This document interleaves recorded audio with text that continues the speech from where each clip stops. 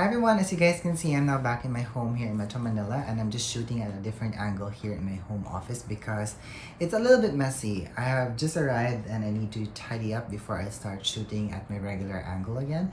But the main reason why I'm doing this video right now is because I am just so excited and I'm so joyous because I just want to share with you guys the fact that I actually won the book of Lisa Eldridge, Face Paint, The Story of Makeup.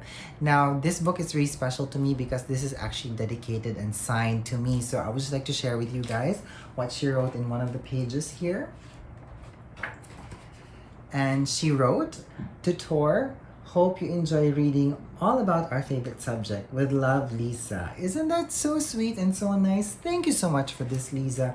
I truly appreciate it. You have no idea how much this means to me. So thank you so much. Now, if you have been a fan of Lisa or if you've been following her on Instagram for the longest time, you would have known that she actually posted a giveaway post back in May. And I actually joined in, not with the intention of hoping to win the book, but I just wanted to be part of the conversation. And she actually asked a question on that giveaway post, and the main question that she asked was, what's your favorite era of makeup? And I replied and I said that the 50s because it's the benchmark. So I did it very casually, you know, like it was just like top of mind, just nothing, it just like went out. And I totally forgot about it. And then funny enough, the way that I found out that I actually won the book is when I actually I was watching something on Netflix and I got an email alert, like a drop down, and somebody made a comment on one of my YouTube videos, which was actually quite surprising for me because I haven't posted any videos at that time. So I decided to check it out, and this was like around 11:40 in the evening, and the comment actually said, "You won Lisa's giveaway." And in my mind it goes like, Lisa who? What giveaway? I don't remember joining anything. So I really totally forgot about it. And then it took me like around a few minutes to realize that the Lisa that the person was talking about on the comment on YouTube was Lisa Eldridge. And when that happened, I zoomed up to my room because my phone was actually charging upstairs. And I went through my DMs, and true enough, I did got the alert that I won Lisa's book. So thank you again for this. Now, the main reason why I said the 50s is my favorite era is because I grew up with my grandmother, and we used to watch a lot of films from the 50s together. You have no idea how many times I have watched An Affair to Remember, and it stars Cary Grant and Deborah Kerr. And you know, I think it's because of constantly watching it.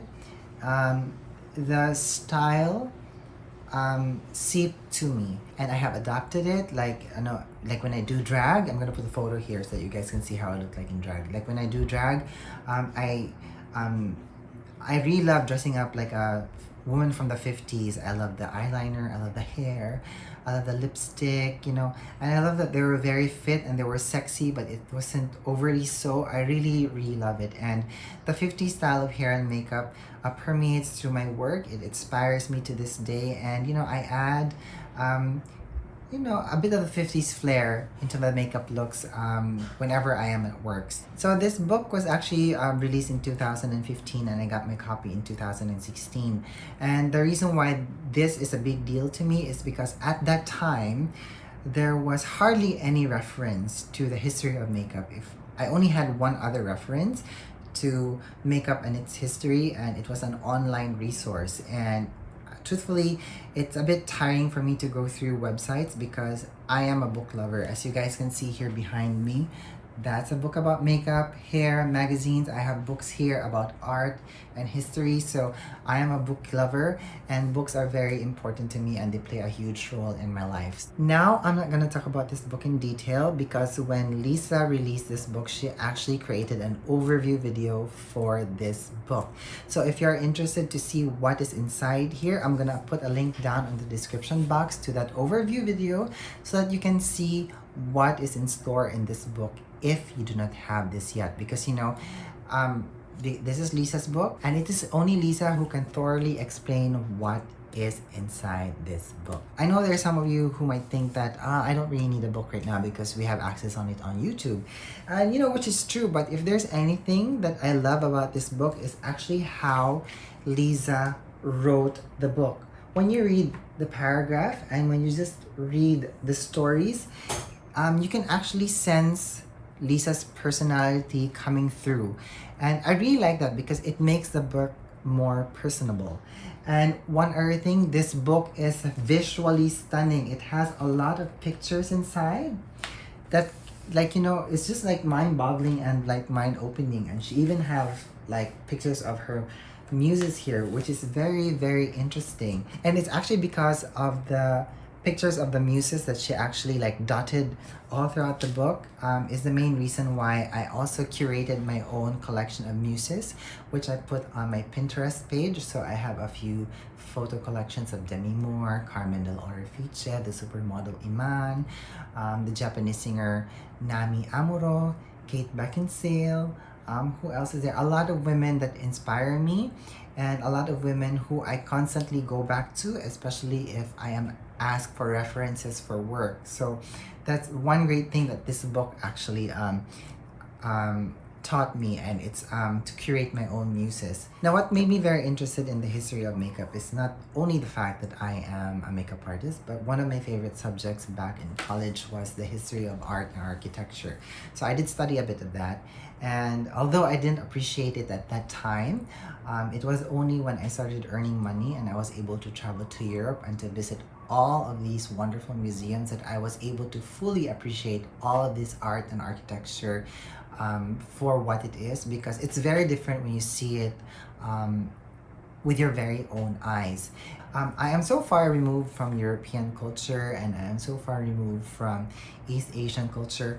She also tackles that here, by the way, on the book. So she doesn't only talk about makeup in Europe, but she also talks about makeup in Asia, so in Japan, Korea, and China.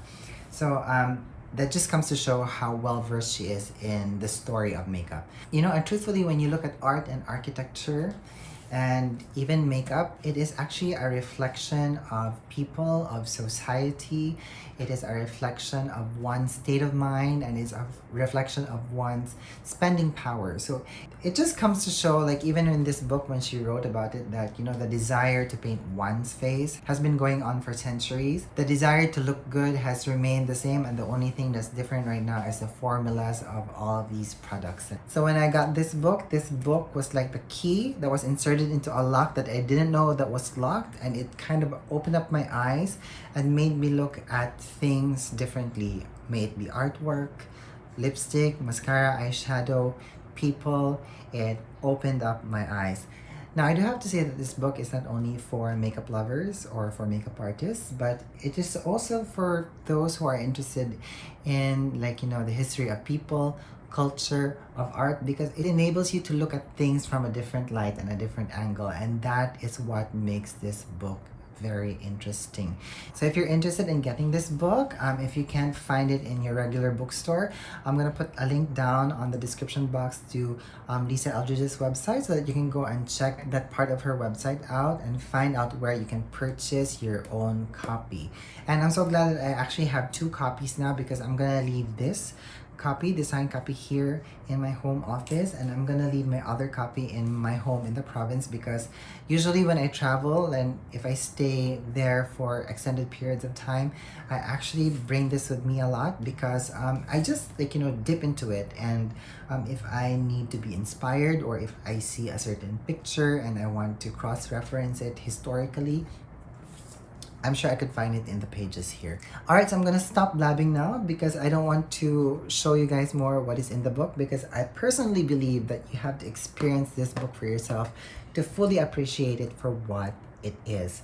Now, if you have any more questions about the book Face Paint, The Story of Makeup by Lisa Eldridge, please leave them down at the comments box below, and let's have a conversation about it.